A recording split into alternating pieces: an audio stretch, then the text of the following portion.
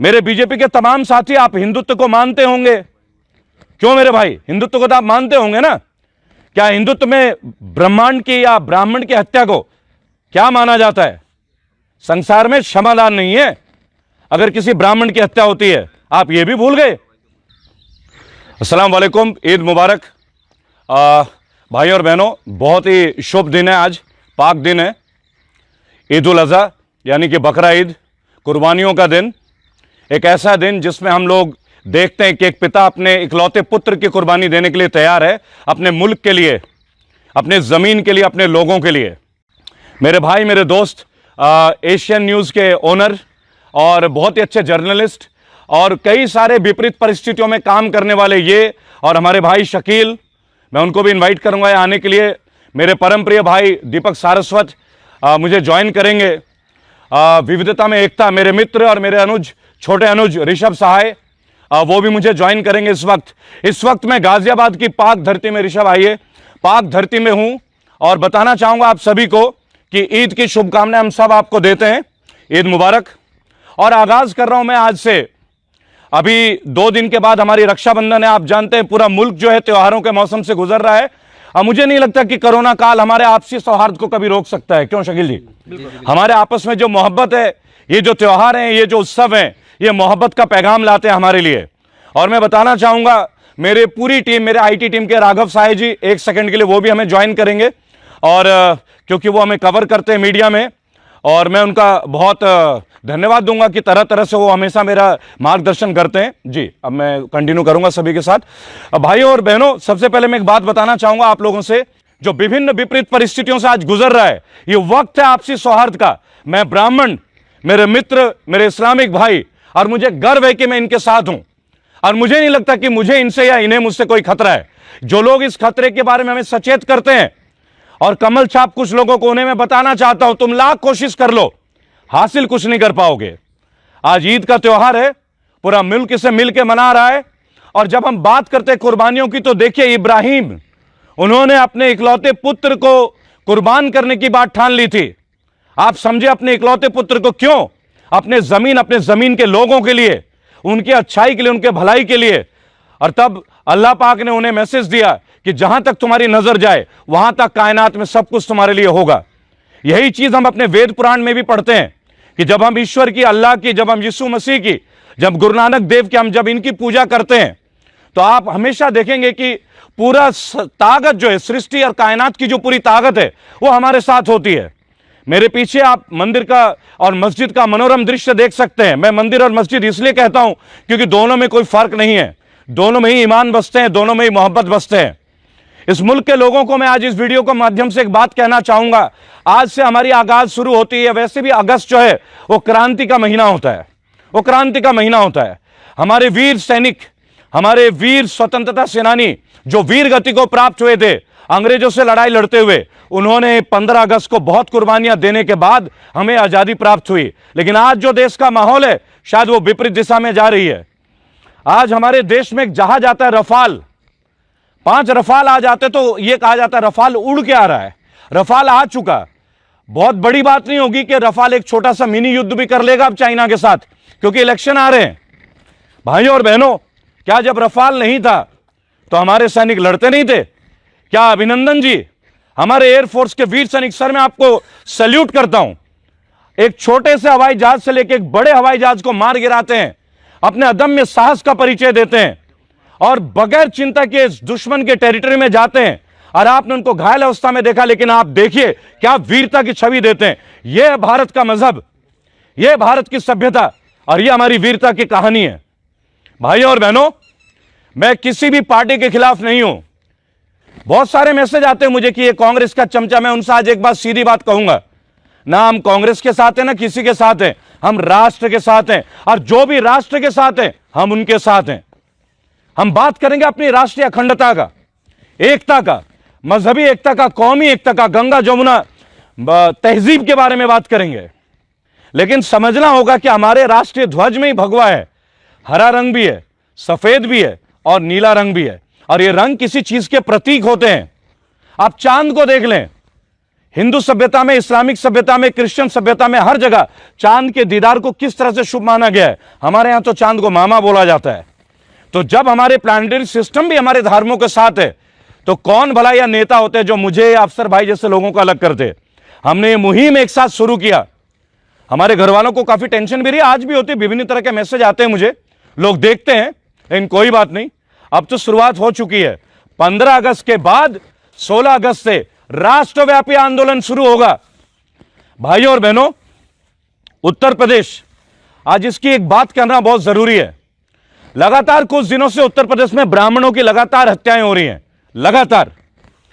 मेरे बीजेपी के तमाम साथी, आप हिंदुत्व को मानते होंगे, क्यों मेरे भाई, हिंदुत्व को तो आप मानते होंगे ना। क्या हिंदुत्व में ब्रह्मांड की या ब्राह्मण की हत्या को क्या माना जाता है? संसार में क्षमादान नहीं है अगर किसी ब्राह्मण की हत्या होती है। आप ये भी भूल गए। माननीय योगी आदित्यनाथ जी, मैं आज आपका नमन करता हूं। आप प्रदेश के मुख्यमंत्री हैं और मेरा अधिकार है कि मैं आपसे सीधा संवाद करूं। आपके पार्टी के लोग तो कभी मेरे से संवाद करते नहीं है। एक्चुअली आपके पार्टी के लोगों के आपसे ही संवाद नहीं हो पाते तो मैं भला क्या होता हूं? मैं तो एक साधारण सा बागी हूं। लेकिन मैं एक बात कहना चाहूंगा आपको और माननीय प्रधानमंत्री मोदी जी, आपको भी। आज गौतम बुद्ध नगर में पिछले एक हफ्ते से क्या हो रहा है? गौतम बुद्ध नगर में अतुल शर्मा जी, पूर्व कलेक्ट्रेट के जो प्रेसिडेंट हैं, और बहुत सारे लोग डीएम को एक ज्ञापन देने जाते हैं और उनके ऊपर लाठीचार्ज होती है, 55 लोग गिरफ्तार होते हैं, बच्चों को अरेस्ट किया जाता है, मुकदमे किए जाते हैं। एक शांतिपूर्ण प्रदर्शन, एक ज्ञापन देना कि भई हत्याएं रोकिए, क्या यह पाप है? क्या हम अपने चुने हुए प्रतिनिधियों से संवाद भी ना करें? डीएम सुभाष एलाई, गौतम बुद्ध नगर, ग्रेटर नोएडा, मैं आपसे निवेदन करूंगा, ये जो मुकदमे लगाए गए हैं इनको तत्काल प्रभाव से वापस लिए जाएं। ये शांतिपूर्ण प्रदर्शन है, भला इसमें आपको उग्रता क्या दिखती है? आधी रात को, मध्य रात्रि को उठाया गया। हमारे मित्र प्रवीण शर्मा जी, जो कि प्राइमरी एसोसिएशन का अध्यक्ष भी हैं, वो अपने ब्लॉक से आ रहे थे, उनको वहां से गिरफ्तार कर लिया जाता है, जो मौके पे थे भी नहीं। इस तरह से अन्याय ना करें, वो तो खुद बीजेपी के सदस्य हैं। गलतफहमियों की कोई दवा नहीं होती। इन शंकाओं को दूर करें, लोगों में डर है। उत्तर प्रदेश में संजीव यादव की हत्या हो जाती है, 30 लाख रुपए की फिरौती चली जाती है। गौर इस पे कीजिए, इस पे आप गौर कीजिए। परिवार एक बेटे को खो देता है। रायबरेली में 2 औरतें आत्महत्या करने के प्रयास करते हैं, गौर यहां कीजिए। लूट की घटनाएं बढ़ रही हैं, गौर यहां कीजिए। शांतिपूर्ण प्रदर्शन करने वालों को पर यह नहीं चलेगा।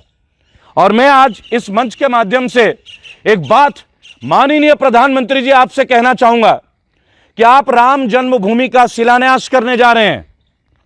सौभाग्य हमारा कि राम जन्मभूमि का शिलान्यास हो रहा है। मुसलमान समुदाय भी हमारे साथ है, सभी साथ हैं। लेकिन मैं आपसे एक प्रश्न पूछना चाहूंगा, क्या हिंदुओं में कोई भी पूजा किसी नारी के बगैर संभव है?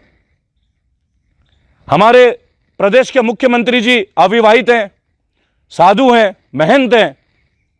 योगी आदित्यनाथ जी, हमारे माननीय प्रधानमंत्री जी नरेंद्र सिंह मोदी जी, वो भी पारिवारिक जीवन का त्याग कर चुके हैं। मैं एक ब्राह्मण हूं तो मुझे इसका ज्ञान है। मैं एक प्रश्न पूछता हूं कि जब आप लोगों ने पारिवारिक जीवन को त्याग कर दिया है, तो इसमें हम अपने महामहिम राष्ट्रपति श्री रामनाथ कोविंद एवं उनकी पत्नी माताजी के द्वारा हम क्यों ना शिलान्यास करें? किसी भी राष्ट्र के जो प्रथम नागरिक होते हैं वो हमारे माननीय महामहिम राष्ट्रपति his excellency president of India honourable Shri Ramnath Kovind ji होते हैं। आप लोगों ने अभी तक इस बात का जिक्र क्यों नहीं किया कि राम मंदिर का जो शिलान्यास है वो हमारे महामहिम, हमारे माननीय राष्ट्रपति हिज एक्सीलेंसी रामनाथ कोविंद एवं उनकी पत्नी करें? क्योंकि हिंदुत्व में उनके नाम में भी राम आता है जी, उनके तो नाम में भी राम आता है। देखिए हमारे शकील भाई, देखिए क्या मोहब्बत है, उनके चेहरे पे मुस्कुराहट है।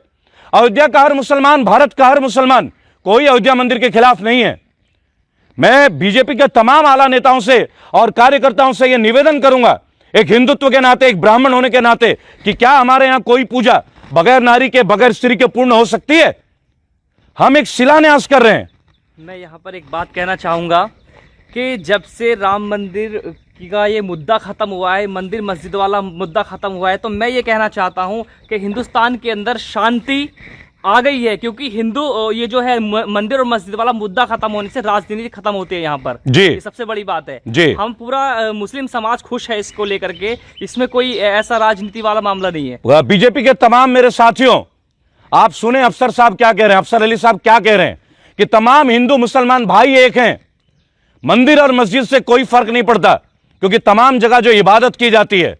मैं अनुग्रह करूंगा और देश के सारे नागरिकों से मैं ये निवेदन करूंगा कि आप लोग मेरे लाइव पोस्ट में कमेंट करें और इसमें लिखें कि माननीय राष्ट्रपति जी को मुख्य अतिथि बनाया जाए और उनके द्वारा यह शिलान्यास किया जाए। जिस तरह गौतम बुद्ध नगर के लोगों को जेल में डाला गया जो ब्राह्मण समाज के लिए आए थे, यह कार्य पुनरावृत्ति आप ना करें। योगी जी, आपने हम ब्राह्मणों का बहुत तिरस्कार किया, यह उचित नहीं है। मैं आपसे छोटा हूं और एक नागरिक हूं और मैं आपको माननीय मानता हूं और मैं सभी ने निवेदन करूंगा कि तत्काल प्रभाव से मुकदमे वापस ले जाए। अतुल शर्मा, प्रवीण शर्मा जी और हमारे 55 युवा साथी, क्या ब्राह्मण समाज को अधिकार नहीं है कि वो अपने भावनाओं को आप तक बताए, अपनी चिंताओं को उजागर करे? ब्राह्मण समाज की देखरेख कौन करेगा फिर? क्या आप परशुराम जी को भूल गए? भगवान परशुराम जी को किस तरह उन्होंने इस सृष्टि की सुरक्षा प्रदान की थी, दैत्यों का संहार किया था। मैं ये निवेदन करूंगा, इस भारत में सारे कौम एक हैं, सारे धर्म और जातियां एक हैं। और भाइयों और बहनों, आज ईद के पावन अवसर पे मैं आप लोगों से एक बात की अपेक्षा करता हूं, मैं उम्मीद करता हूं, आशा रखता हूं। भाइयों और बहनों, हमारे संगठन को आप सहायता करें। लगभग 5 से 10 हजार एक्टिविस्ट है जो जेलों में बंद है। मैं उनकी लड़ाई लड़ना चाहता हूं। सड़क से लेके संसद तक, कोर्ट से लेके कचहरी थाने तक मैं जाऊंगा। मैं अखिल गोगोई के रिहाई के लिए जाऊंगा, मैं भारद्वाज जी के लिए जाऊंगा, महाराष्ट्र के एक्टिविस्ट के लिए जाऊंगा और किसान आंदोलन में जो लोग बंद हैं मैं उनके लिए भी जाऊंगा। हमारे रेबल सदानंद पति फाउंडेशन की टीम समस्त भारत में हर जिले में जा रहे हैं। जिन लोगों पे गलत मुकदमे लगे हैं, जिन लोगों के साथ अन्याय हुआ है, उन लोगों की लड़ाई हम लड़ना चाहते हैं। हम बागी, हम पॉलिटिकल नहीं है। मेरे देशवासियों, जो लोग मुझे किसी पार्टी का समझते हैं, आज से ये बात आप जान लीजिए, हम बागी हैं, लेकिन हम बगावत जो है एक नेक काम के लिए करना चाहते हैं। हम राष्ट्र को तरक्की में देखना चाहते हैं। हम राष्ट्र को प्राइवेटाइजेशन होना नहीं देना चाहते। और मैं आपसे एक बात का वादा करता हूं, आप लोग हमें सामर्थ्य दीजिए, सहायता कीजिए। उन एमएलए एमपी को तरह नहीं कि सरकारी फंड का इस्तेमाल भी ना करें और फंड जो है सरकारी अकाउंटों में पड़ा रहे। अपने संसदीय क्षेत्रों में अब आपको आना पड़ेगा। यह रेबल सदानंद पति फाउंडेशन का हर एक कार्यकर्ता, हर विधायक, हर पार्लियामेंट के पास आने वाला है। नागरिकों का अधिकार नहीं छीना जा सकता है, कतई नहीं छीना जा सकता। हम नहीं होने देंगे अन्याय। मोदी जी, हम आपके साथ हो जाएंगे, बशर्ते कि आप ये प्राइवेटाइजेशन रोकें। हमें बीजेपी से वैर नहीं, लेकिन अगर आप प्राइवेटाइजेशन करेंगे तो बीजेपी तुम्हारी खैर नहीं। अरे ओपन चैलेंज है, ये बागियों की चैलेंज है। हम नहीं डरने वाले। आप मुकदमे लगाओगे, हम भी लॉ फर्म रखते हैं। हम लोग भी लॉ के ही परिवार से जुड़े हुए हैं। कानून का जवाब कानून से देंगे। कानून अगर आपके सरकार के लिए तो हमारे लिए भी होगा। हम आपके साथ हैं, हम आपके विरोधी नहीं हैं, लेकिन आप जो कर रहे हैं वो पूर्णतः गलत है। और हमारा अधिकार है प्रजातंत्र में कि जहां हमें गलत लगे हम अपना प्रश्न उठाए। इबादत की तस्वीर नहीं होती और मित्रता की तकदीर नहीं होती। हम हमेशा कहते आए कि जिंदगी में दोस्ती एक बार की जाती है, बार बार नहीं। और राष्ट्र के लिए तो रोज ही हम फिदा हैं। हमारे जहन में केवल राष्ट्र के लिए फिदा होना लिखा है। अगर मरना है तो राष्ट्र के लिए, जीना है तो राष्ट्र के लिए। मंदिर और मस्जिद तो शुरू से एक थे, गिरजाघर और गुरुद्वारा तो एक थे। इन्हें एक पॉलिटिकल पार्टी आज हमसे अलग करने की कोशिश कर रहा है। हम उसे कामयाब नहीं होने देंगे, क्योंकि तमाम एक्टिविस्ट जो जेल में बंद है, एक लंबी लड़ाई लड़ना है और आप लोगों के बगैर में लड़ाई नहीं लड़ सकता। जय हिंद, जय भारत। आप सबको ईद मुबारक।